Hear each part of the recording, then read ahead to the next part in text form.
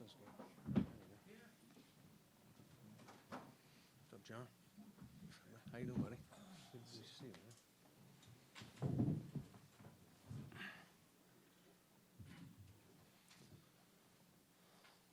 You guys ready in the back? Brandon, what do you feel you're getting with TJ? TJ, a guy with obviously plays D tackle, probably a 3-tech first, inside rush.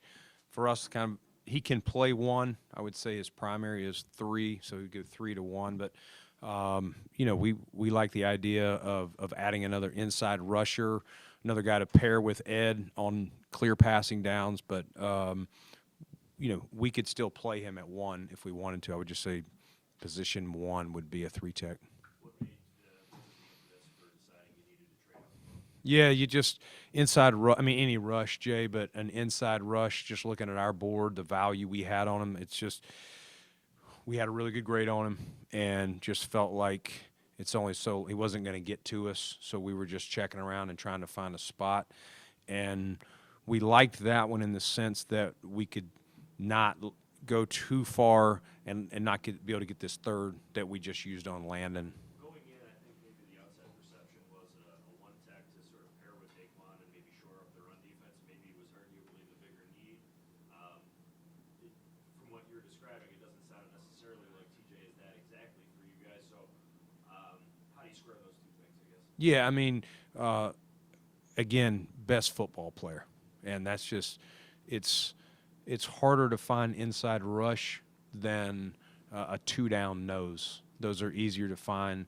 Those guys you can go in free agency now and find those guys with inside rush. You just if you go down the pecking order of what D tackles make, those guys up top, they know how to rush. You almost picked the spot perfectly before the run started on defensive line in the second round. Was that where you guys had it going into the day where the run was going to start? You know, try to do research, check around. You know, we kind of had a feeling some of those names that would go early that did, and that were not, you know, D linemen, but you knew at some point it's going to trigger back to it. And again, a guy with inside rush, we just didn't feel would last very long. We didn't know that it would last that long. You don't know. We did not want to, you know, to go all the way up to the round. We would have had to lose both 2s with nothing left. We still had a lot of good value on the board and still do, but this made a lot of sense to go get a guy we had a really good grade on and be able to get this 3rd round that we just got Landon with. Yeah, very excited. High character DNA, a longer athletic dude, a lot of sacks, went against a lot of premium talent, you know, in the SEC and had a lot of production. Obviously athletically tested very well. You know, I would say even tested better than I would have maybe even said, but this guy is smart. He knows how to rush. He has feel in there. He's not just an athletic guy. Like, he knows when the quarterback's stepping up. He just got feel, instincts, awareness. He's tough. He's a dog. He's everything we want in a DNA of a D lineman.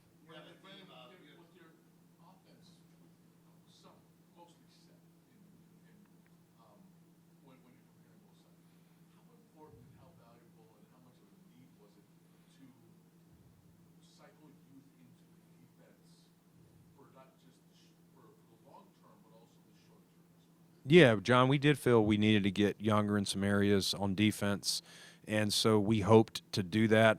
Couldn't tell you it would be with the first 3 picks. I felt like the way we were set up with the 1 and the 2 2s, I felt going in 2 of those, just the way our board was set, we'd be able to get defense.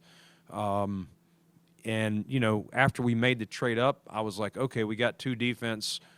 You know, we're still just going to stick with the board. And Landon was truly the highest player on our board. You know, I'm sorry. yeah, I know it's not intentional necessarily, but 3 defenders all from the SEC. yeah. Can you kind of just speak to getting guys who played at that level of competition all in your first 3 picks? Yeah, I mean, how can you not respect the SEC and their track record? A lot of talent, you know, every year, every draft, a lot of premium players. It's not that that's the only league, but I mean, it's pretty loaded division. And again, when you're talking about TJ, I've seen TJ live 3 or 4 times the last 2 years. He stands out on tape. His athleticism, his size, his the way he uses his length. He's kind of he's got the moves of a basketball player inside. Like he's just got feel, and he grew up playing basketball. But he picked up football later.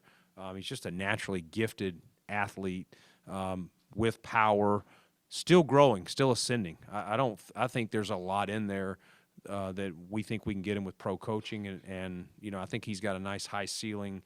We got to get him in here and get him into our program, but excited to be able to land him in the second round. You also had length with these two defensive linemen.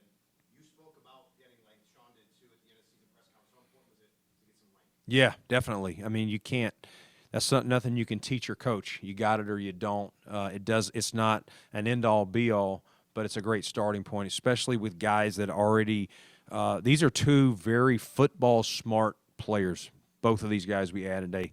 Instinctual, feel, understanding, knowing what the offensive player is trying to do. And that's half the battle sometimes, is knowing what to expect so that you have your counters ready to roll. So Brandon, with your 2 picks today, and then Ogunjobi, Hoyt, and Bosa, I mean, this is a very sizable kind of overhaul of the defensive line. Why did you think that was something you guys needed to do? Well, I think if you probably go back, Matt, and listen to about any press conference that Sean and I have ever had of talking about the importance of how to build a team, you know, you got to have a quarterback, and then after that it starts up front. And we're always trying to look for ways to do that on both sides of the ball. And so I think if you look back, we've spent a decent amount of capital, whether it's in free agency or the draft, on both sides of the ball. And I haven't found anything that's changed my mind from that. We got to protect Josh Allen, and we've got to stop the run and get after the opposing quarterback. We worried that Landon Jackson, he played wide, but he did spend a fair amount of snaps at 4-eye inside. Yeah. So it wasn't like they were just No. Yeah, I think he's got a versatile skill set. I really do. I don't know that we would necessarily rush him inside, but I wouldn't. Yeah. like that's good Yeah. in the sense that he can get all his snaps where you'll play him. Yes. Yeah, he's going to play more as definitely a base end for us. And I agree with you. You just see him. You know, sometimes this is a projection business. We talk about that all the time. Sometimes you're projecting level of comp, how someone played him. Pro scouting is easier because you see him play against other pro players.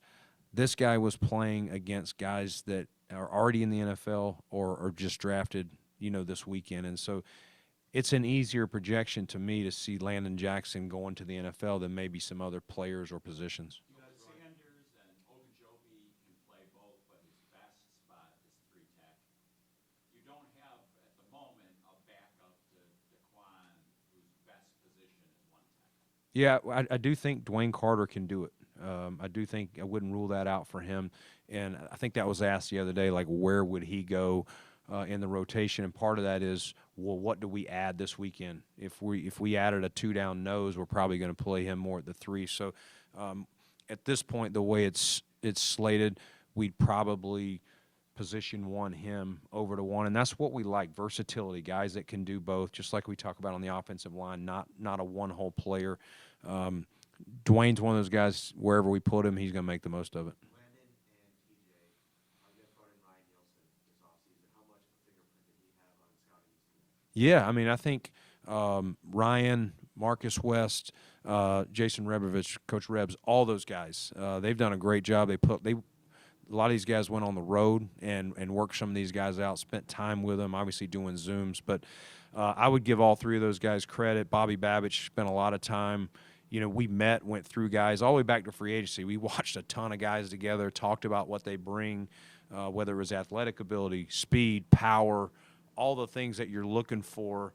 And so to get the guys we've been able to add today, there's a lot of excitement upstairs. Brandon, if you look back to how your seasons ended, and there were a lot of contributing factors, they're not just plays and defense overall. But as you look ahead, as you project ahead with this rebuild defense, that you have young guys locked in, how are you eager to see how this defense evolves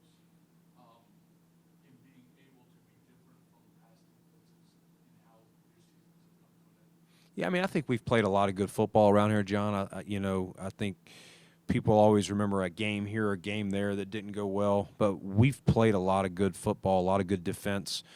We've just been in, sometimes you have transition, age at certain positions, things like that, positions that didn't work out.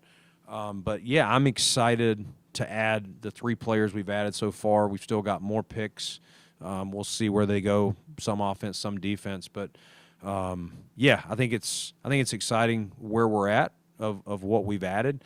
And again, hopefully when I'm up here tomorrow, I feel like we've added something else, either on offense or defense.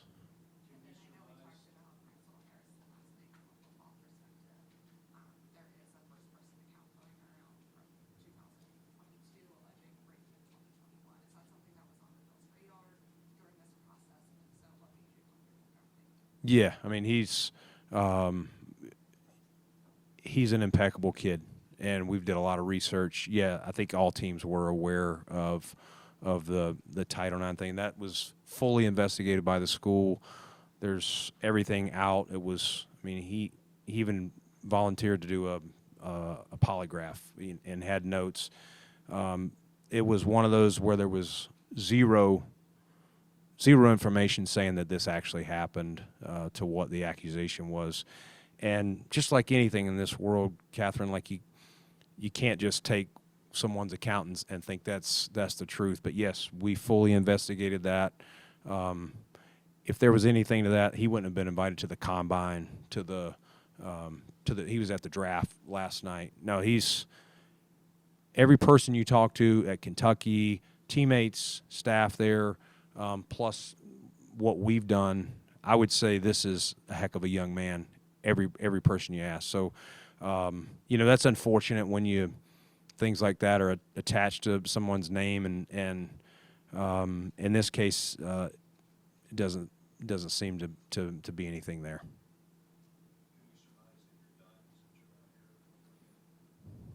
That's a good, how would you say, submission? Is that what do you say?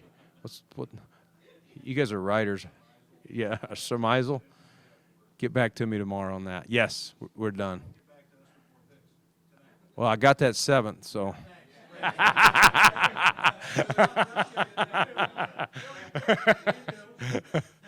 one more quick thing on the one tech. You said, looking at it, potentially free agency after the draft. Would that be a position you'd still consider tomorrow if the right guy was there, a backup 2 down, 1 technique? If he's a good player, yes. We're sticking to the board. We feel good with where we're at. We feel like we've hit some positions that we had value, meet needs. At this point, we're truly just best players on the board. So if it's a 2 down nose, we'll take it. If it's another rusher, I wouldn't turn it down. Yeah. Thank you.